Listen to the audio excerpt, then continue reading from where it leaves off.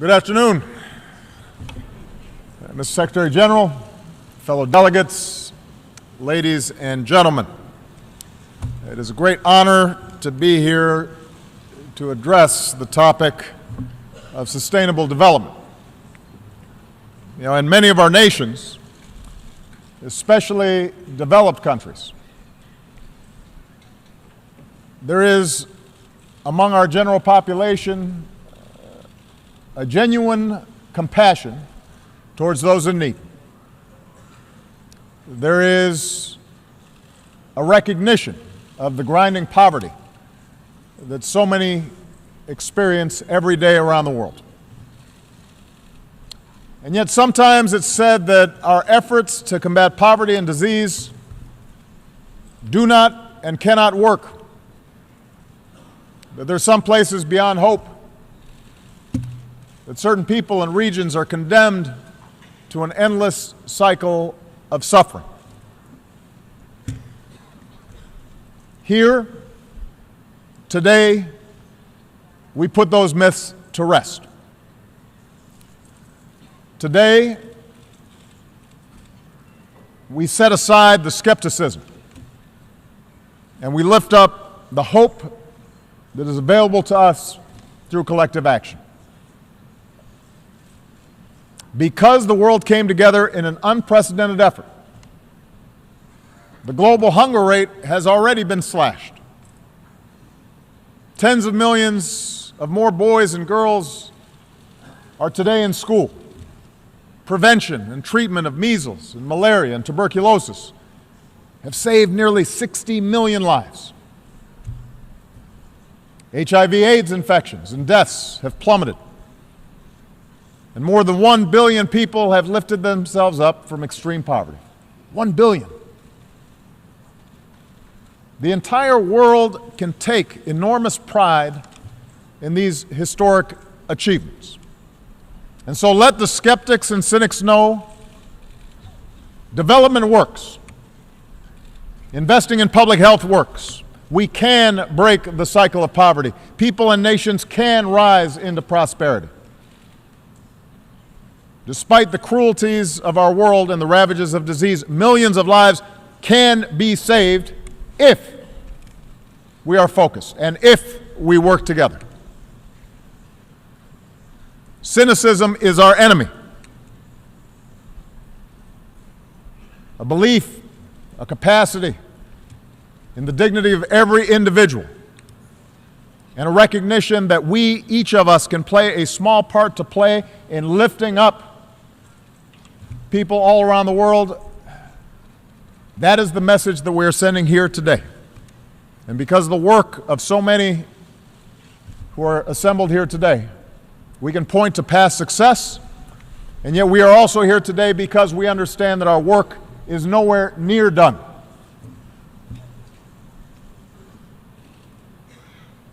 We can take pride in what we've accomplished, but we cannot be complacent. When 11 boys and girls die every single minute from preventable causes, we know we have more work to do. When hundreds of women die every single day just from having a baby, we know we have more work to do. When tens of millions of children are still not in school, when hundreds of millions of people have no clean water, no toilets, we have so much more to do. Right now, some 800 million men, women, and children are scraping by on less than $1.25 a day. Imagine that. Gripped by the ache of an empty stomach. Billions of our fellow human beings are at risk of dying from diseases that we know how to prevent. Many children are just one mosquito bite away from death. And that is a moral outrage. It is a profound injustice. It is literally a matter of life and death. And now, the world must act. We cannot leave people behind. And so today we commit ourselves to new sustainable development goals including our goal of ending extreme poverty in our world. We do so understanding how difficult the task may be. We suffer no illusions of the challenges ahead. But we understand this is something that we must commit ourselves to. Because in doing so, we recognize that our most basic bond, our common humanity, compels us to act. An impoverished child in a distant slum or a neighborhood not that far from here is just as equal, just as worthy as any of our children, as any of us, as any head of government or leader in this great hall. We reaffirm that supporting development is not charity, but is instead one of the smartest investments we can make in our own future. After all, it is a lack of development, when people have no education and no jobs and no hope, a feeling that their basic human dignity is being violated, that helps fuel so much of the tensions and conflict and instability in our world. And I profoundly believe that many of the conflicts, the refugee crises, the military interventions over the years might have been avoided if nations had truly invested in the lives of their people, and if the wealthiest nations on earth were better partners in working with those that are trying to lift themselves up.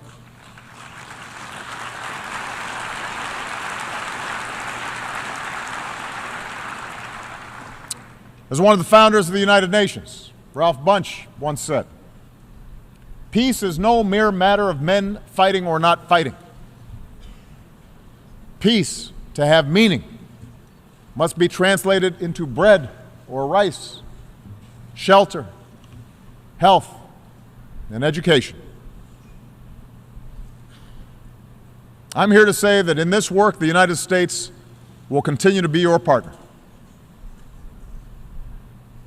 5 years ago, I pledged here that America would remain the global leader in development, and the United States government, in fact, remains the single largest donor of development assistance, including in global health.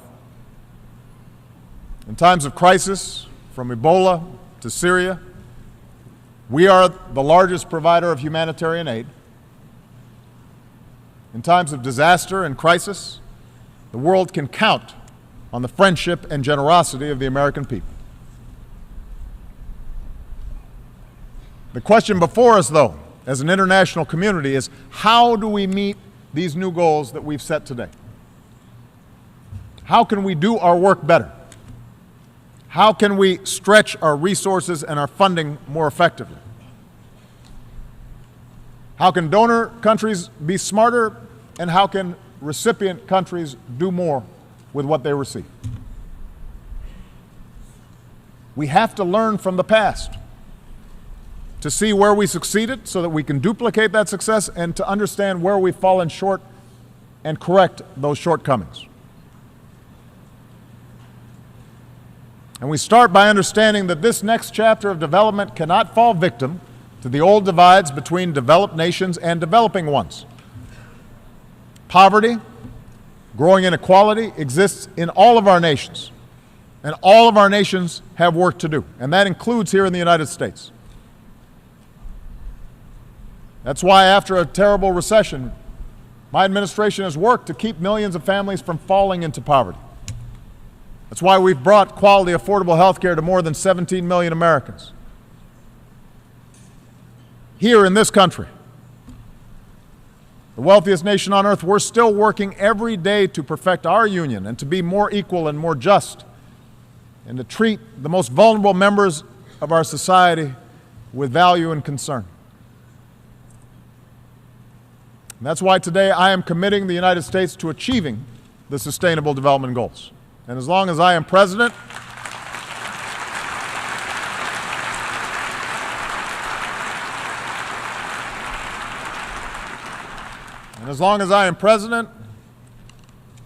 and well after I'm done being president, I will keep fighting for the education and housing and healthcare and jobs that reduce inequality and create opportunity here in the United States and around the world.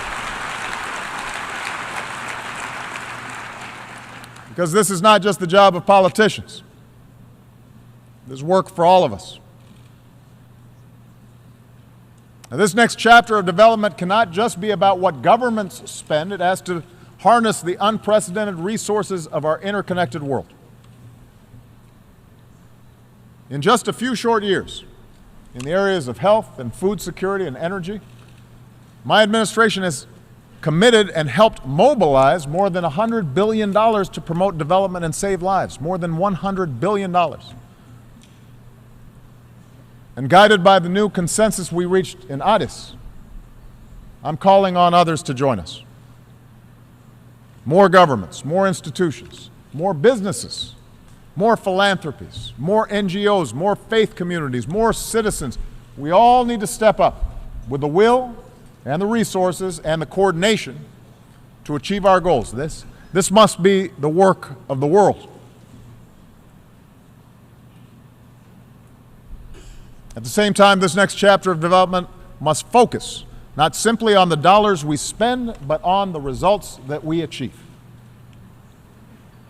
And this demands new technologies and approaches, accountability, data, behavioral science, understanding that there's lessons that we have learned, best practices on how people actually live so that we can dramatically improve outcomes. It means breaking cycles of dependence by helping people become more self-sufficient, not just giving people fish, but teaching them how to fish. That's the purpose of development. Rather than just sending food during famine, although we have to do that, to avert starvation, we also have to bring new techniques and new seeds and new technologies to more farmers so they can boost their yields and increase their incomes, feed more people, and lift countless millions out of poverty.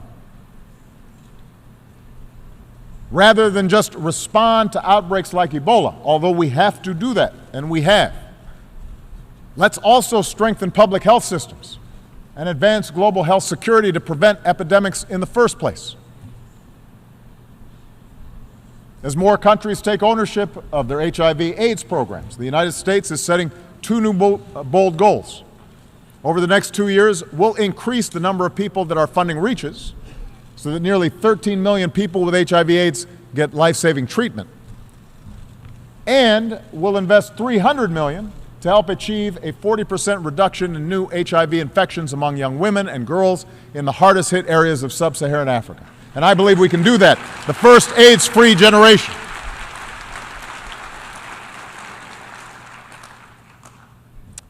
This next chapter of development must also unleash economic growth. Not just for a few at the top, but inclusive, sustainable growth that lifts up the fortunes of the many. We know the ingredients for creating jobs and opportunity. They are not a secret.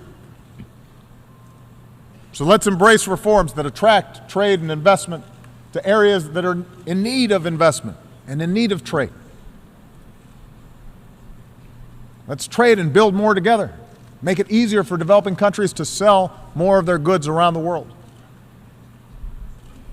And let's invest in our greatest resource, our people, their education, their skills. Let's invest in innovative entrepreneurs, the striving young people who embrace new technology and are starting businesses and can ignite new industries that change the world. I have met young people on every continent, and they can lead the way if we give them the tools they need. Our new development goals are ambitious, but thanks to the good work of many of you, they are achievable if we work together, if we meet our responsibilities to each other. I believe that. The progress of recent years gives us hope. We know what works, we know how to do this. But perhaps because This is now my 7th year of addressing the General Assembly. I tend to be more blunt. Along with the gray hair, I'm becoming more likely to speak my mind. So indulge me when I say that we will never achieve our goals if we do not squarely confront several insidious threats to the dignity and well-being of people around the world. No matter how much hard work is done by development agencies, no matter how large the donations and commitments that are made by donor countries, if we don't take care of some other elements of development, we will not meet the goals that we've set. Number one, development is threatened by bad governance. Today, we affirm what we know to be true from decades of experience. Development and economic growth that is truly sustainable and inclusive depends on governments and institutions that care about their people, that are accountable, that respect human rights and deliver justice for everybody and not just some. So in the face of corruption that siphons billions away from schools and hospitals and infrastructure into foreign bank accounts, governments have to embrace transparency and open government and rule of law. And combating illicit finance must be a global effort because it is part of our development effort. And citizens and civil society groups must be free to organize and speak their mind and work for progress, because that's how countries develop. That's how countries succeed. Development is also threatened by inequality. And this is a political debate that we have in this country. So I just want to be clear, this is not something from which the United States is immune to. Every country has to grapple with this issue. The wealthiest and most powerful in our societies oftentimes like to keep things as they are. And they often have disproportionate political influence. When poor children are more likely to get sick and die than children in wealthier neighborhoods just across town, when rural families are more likely to go without clean water, when ethnic and religious minorities, or people with disabilities, or people of different sexual orientations are discriminated against or can't access education and opportunity, that holds all of us back. And so in all of our countries, we have to invest in the interventions that allow us to reach more people, because no one should be left behind just because of where they live or what they look like. Development is threatened by old attitudes, especially those that deny rights and opportunity to women. In too many places, girls are less likely to be in school than boys. Globally, women are less likely to have a job than men and are more likely to live in poverty. And I've said this before, and I will keep repeating it. One of the best indicators of whether a country will succeed is how it treats its women.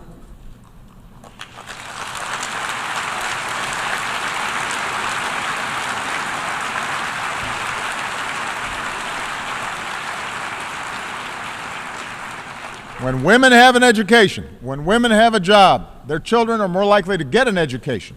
Their families are healthier and more prosperous. Their communities and countries do better as well. So every nation, all of our nations, must invest in the education and health and skills of our women and girls. And I have to say, I do not have patience for the excuse of, well, we have our own ways of doing things. I understand.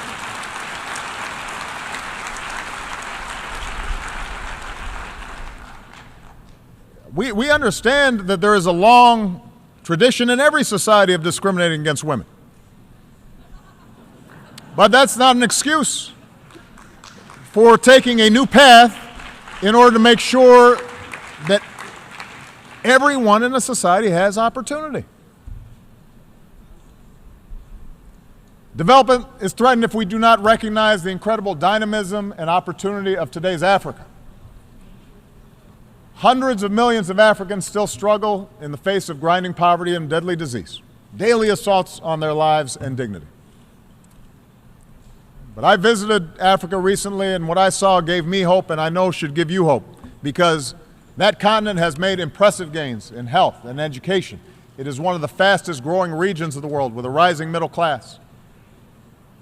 And during my travels, Africans, especially young Africans, tell me they don't just want aid, they want trade. They want businesses. They want investment. So I call on the world to join us as we mobilize billions of dollars in new trade and investment and development in Africa. And that includes Power Africa, our initiative to bring electricity and greater opportunity to more than 60 million African homes and businesses. If we get Africa fulfilling its full potential, that will help the entire global economy. Everyone here will be helped. It's not a zero-sum game. We are invested in their success.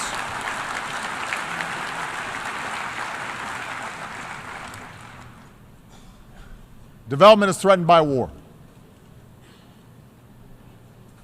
This should be a simple proposition, but it bears repeating.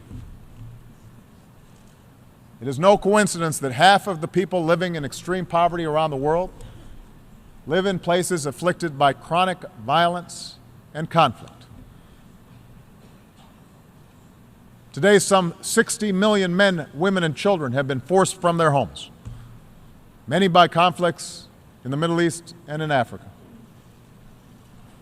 Now, these are humanitarian crises and refugees that we cannot ignore, and we have to deliver the urgent aid that is needed right now. And those countries that can must do more to accommodate refugees, recognizing that those children are just like ours. But our efforts must be matched by the hard work of diplomacy and reconciliation to end conflicts that so often tear societies apart. And as I said earlier, war and conflict is more likely to arise where we have bad governance, and we have high inequality, and we have discrimination against minority groups and ethnic groups, and we have low educational levels. So these things are all related. And finally, development is threatened by climate change. And I want to thank the Secretary General for the extraordinary leadership and work that he's done on this issue.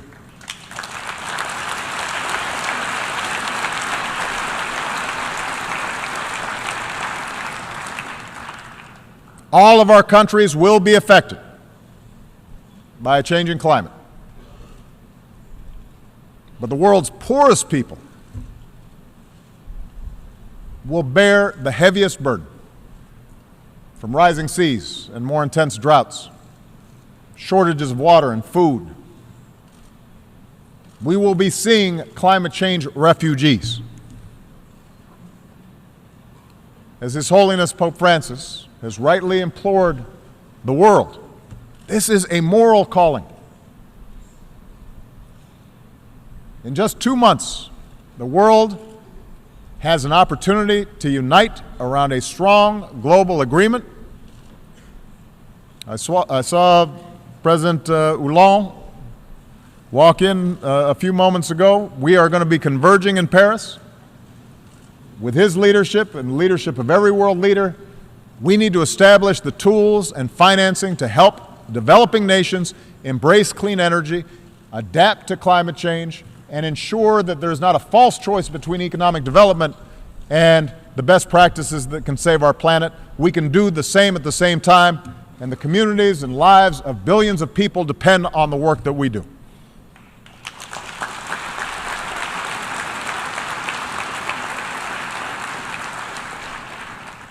Future generations of young people watching today and tomorrow will judge us by the choices we make in the months and years ahead. And one of those young people is Eva Tulage. Now, Eva lives in a village in Tanzania. She's 15 years old, and she wrote me a letter. Some of you know I get 10 letters a day, mostly from inside the United States, but sometimes international letters. I get 40,000 a day, but I read 10.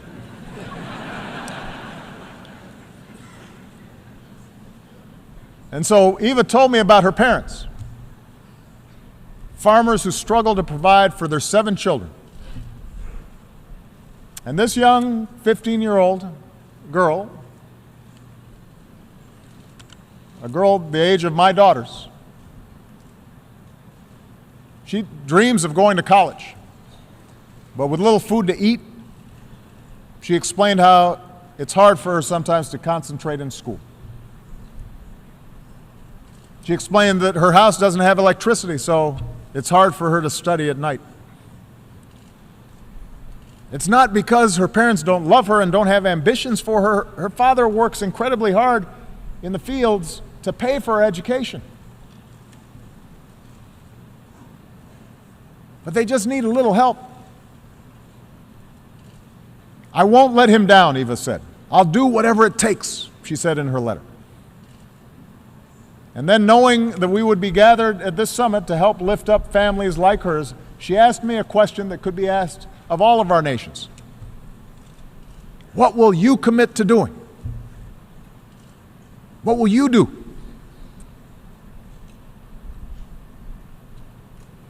And there are billions of boys and girls just like Eva. They're just like our children. They have as much talent and as much hope for the future. And they're willing to work hard. And their parents love them just as much as we love ours. And just by the accident of birth, it's so much more difficult for them to achieve their dreams as it is for our children. But in the eyes of God, they are the same children. They're just as important. And for Eva and all those just trying to survive another day in conditions that many of us can barely imagine, it can sometimes seem as if the world is blind to their struggles and their dreams. And so today I say to Eva and hundreds of millions, billions like her, we see you, we hear you. I've read your letter. And we commit ourselves as nations, as one world, to the urgent work that must be done, to standing with families like Eva's as they work and strive for a better life, to ending the injustice of extreme poverty, to upholding the inherent dignity of every human being, whatever it takes. We cannot let them down.